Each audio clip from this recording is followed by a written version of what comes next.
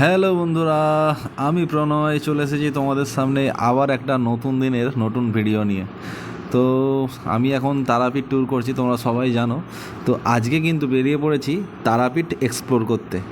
তো বেরিয়ে তারাপীঠ হোটেল থেকে বেরিয়ে আমার একটু ফিউল ভরানোর ছিল। তো আমি কিন্তু এখন যাচ্ছি আমার গাড়িতে একটু ফিউল ভরাতে। তো ফিউল টুয়েল ভরিয়ে নিয়ে তো বেরিয়ে যাব এবার তারাপীঠের যে সাইড সিনগুলো আছে ওইগুলো এক্সপ্লোর করার জন্য। তো তারাপীঠে এখানে সাইড সিন বলতে এখানে তো এমনি সবাই আসে তারা মায়ের পুজো দিতে, তারা মায়ের দর্শন করতে, কিন্তু এছাড়াও এখান থেকে 7 কিলোমিটার দূরে আছে কিন্তু বেশ কয়েকটি সুন্দর সুন্দর মন্দির, যেমন নিতাই নিমায়ের বাড়ি, পঞ্চপাণ্ডবের বাড়ি, বেলুড় মঠ, ইস্কন মন্দির, পুরীর সূর্য মন্দির। এগুলো কিন্তু অনেকেরই অজানা। তো চলো আজকে আমি ঘুরে দেখাবো সেই সব অফবিট প্লেসগুলো। তো দেখতেই পাচ্ছ আমি কিন্তু ঢুকে পড়েছি গ্রামের ভেতরে। তো আমার ফ্যামিলি আছে সামনে টোটোতে, আমি আছি পেছনে। তো আগে যখন আমি এই সব জায়গাগুলোয় এসেছিলাম তখন কিন্তু এতটা ভিড় ছিল না। এখন কিন্তু ধীরে ধীরে মানুষ জেনে যাওয়ার ফলে এখন কিন্তু ভালো দর্শনার্থীর ভিড় হয় এদিকে। তো এই গ্রামের মেঠো পথ ধরে এগিয়ে যেতে হবে আরও কিছুটা পথ। তো আমি কিন্তু চলে যাব প্রথমে নিতাই নিমায়ের বাড়ি। তার আগেও কিছু ছোট ছোট মন্দির আছে, কিন্তু ওইগুলো আমি আসবো সন্ধ্যার সময়, কারণ সন্ধ্যার সময় এগুলো ভিজিট করলে ওখানে যে সন্ধ্যা আরতি এবং নাচ গানগুলো হয় ওগুলো কিন্তু তোমরা উপভোগ করতে পারো, যেগুলো কিন্তু বিকালবেলায় হয় না।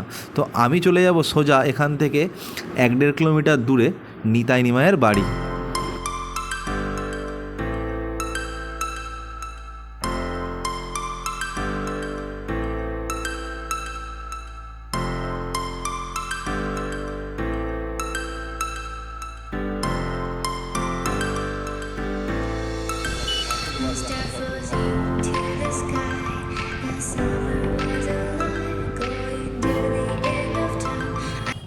চলে এসেছি নিতাই নিমায়ের বাড়ি।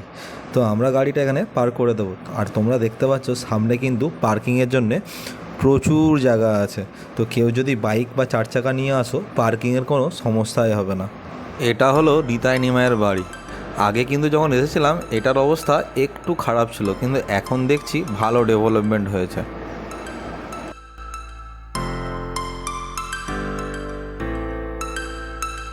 এটা হলো বাড়ির ভেতরের অংশটা। এখানে এলে আপনার মন শান্ত কিন্তু হবেই হবে।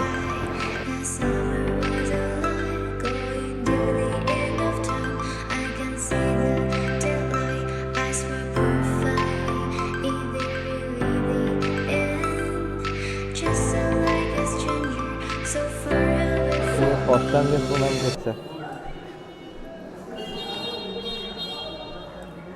জয় নিতাই মা, বলো। হ্যাঁ,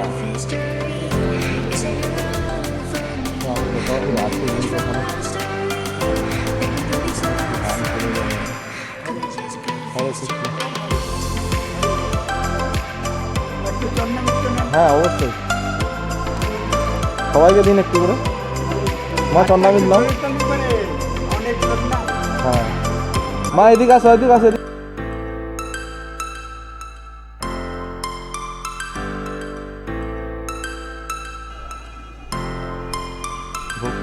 আচার্য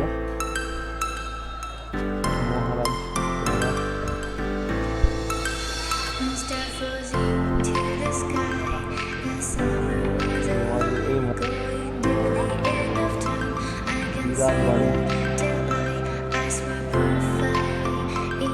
আকাশটা লক্ষ্য করো, বাড়ির উপরে আকাশ থেকে দাঁড়িয়ে গেছে।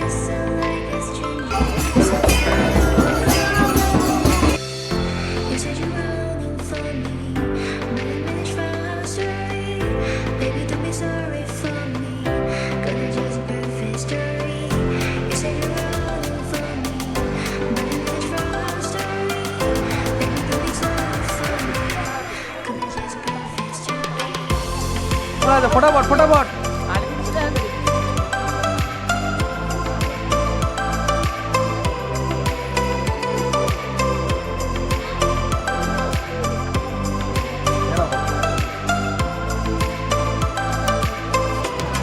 এই মন্দিরের পাশ দিয়েই চলে গেছে একটা মাঠের মেঠো পথ।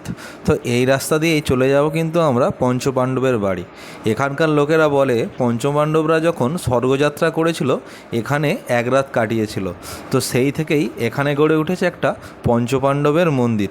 ক্যামেরা এলাও না থাকার কারণে ভেতরের ছবিটা কিন্তু আমি তোমাদেরকে দেখাতে পারবো না।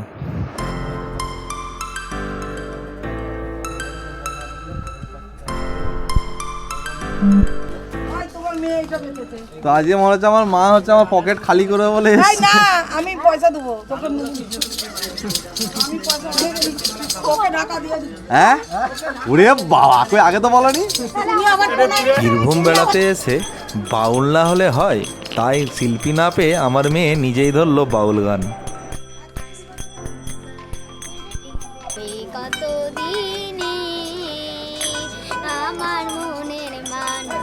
আমাদের ঘর কিনতে নিয়েছে তো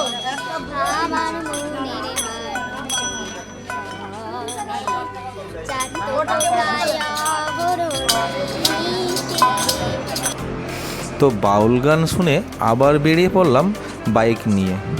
তো রাস্তায় এত টোটোর জাম ছিল, আমাদের 1 কিলোমিটার রাস্তা যেতে লাগলো প্রায় কিন্তু 10 থেকে 15 মিনিটের মতো।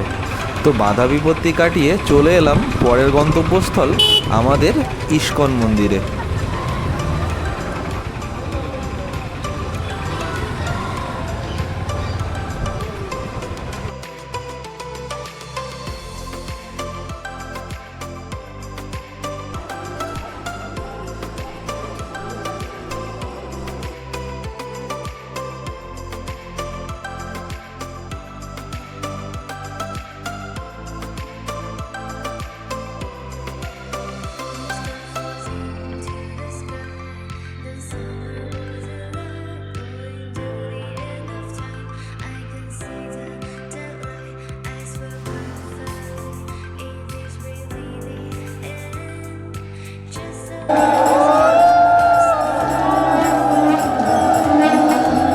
তো চলে এসেছি তার পরের গন্তব্যস্থল আমাদের সূর্য মন্দির।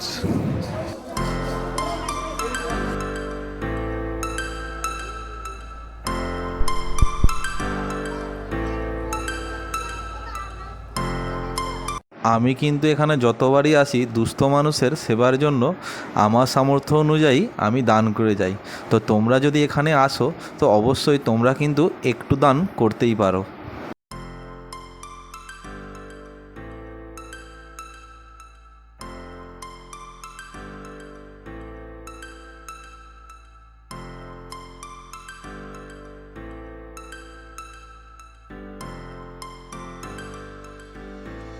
সূর্য মন্দির থেকে বেরিয়ে একটু ভেতরে গলির দিকে চলে গেলেই পেয়ে যাবে আর একটা চৈতন্য মহাপ্রভুর মন্দির।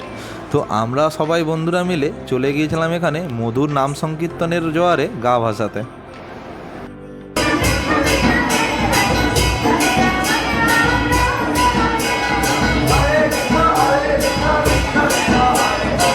Hare Rama